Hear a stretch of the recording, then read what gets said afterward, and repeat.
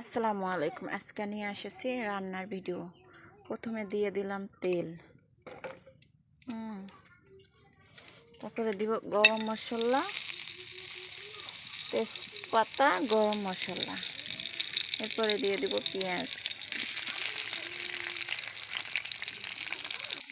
তারপরে পেঁয়াজগুলা লাল লাল হয়েছে, হালকা লাল লাল।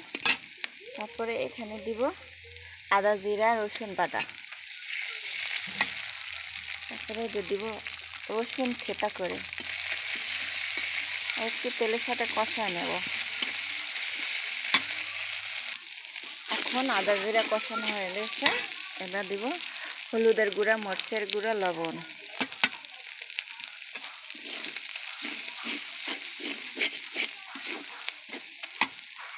তারপরে দিয়ে দেবো পানি। এখন একটু কষায় নেব।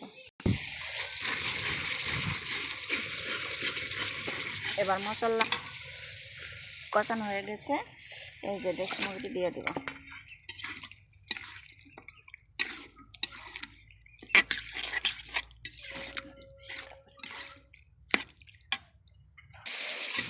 এবার কষানো হয়ে গেছে, এবার এই যে আলু আর একটা টমেটো এই দিয়ে দেবো, একটু কষায় নেব।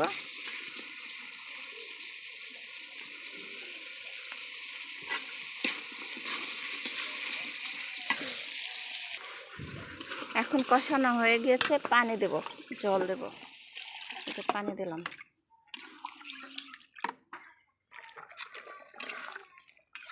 এই যে দেখেন মুরগির গোশ এখন রান্না শেষ।